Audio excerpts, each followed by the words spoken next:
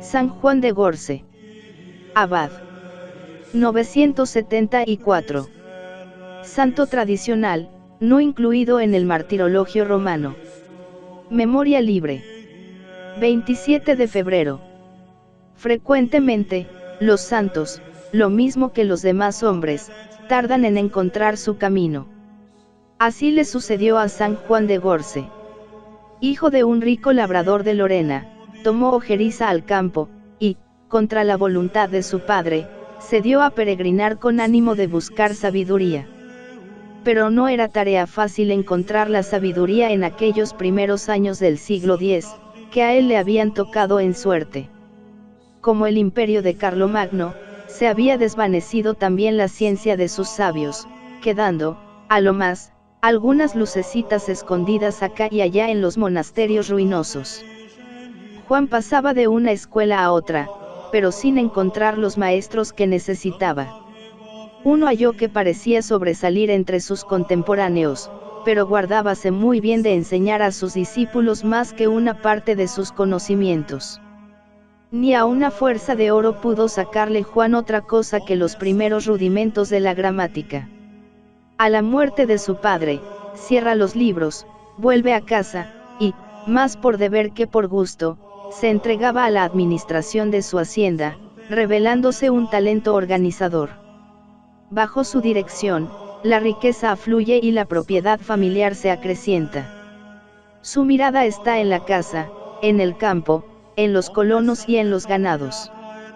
Pronto siente la añoranza de los libros, y sin descuidar los negocios, se pone de nuevo bajo la férula de los maestros.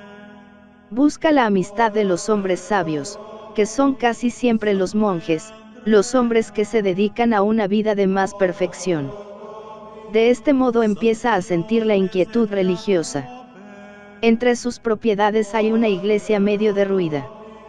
Él la restaura y recoge en ella a un monje anciano que venía huyendo de las hordas normandas.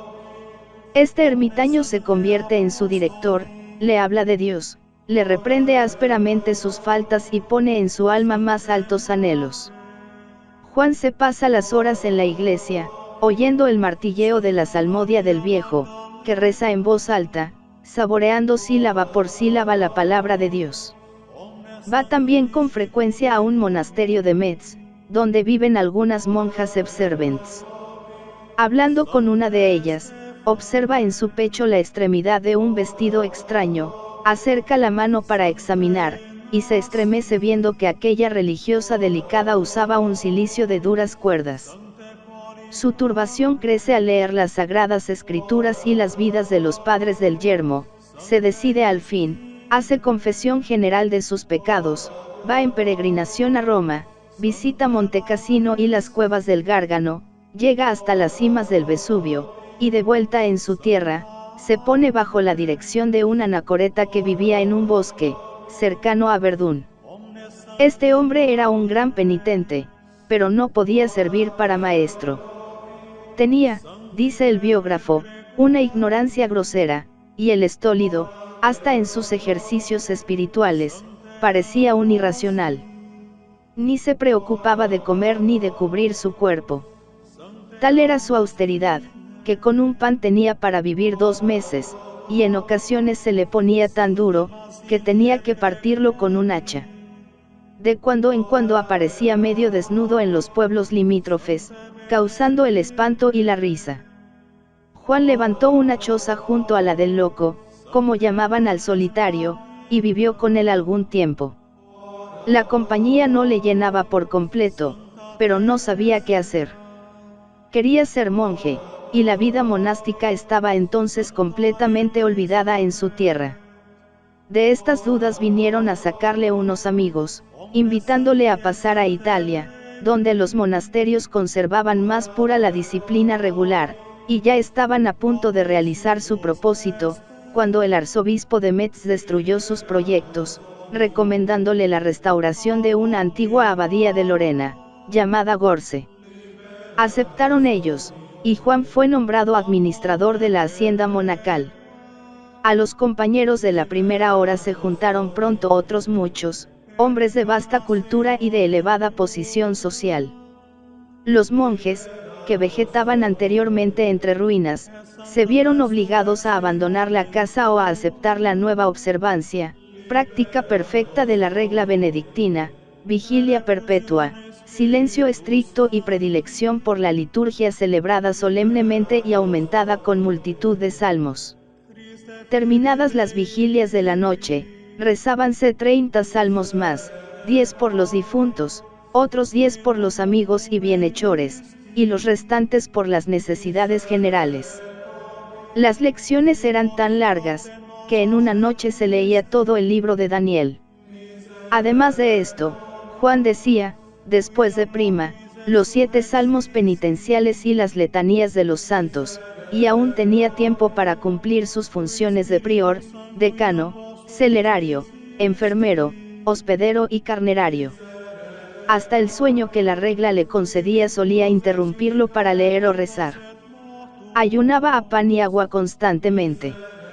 Rara vez consentía probar las legumbres y la sal. A pesar de su fuerte temperamento, una vez sucumbió a la debilidad. Él mismo limpiaba la cocina, traía agua del pozo, la colocaba a calentar, limpiaba y cocía las legumbres, amasaba el pan y lavaba los pies de los hermanos.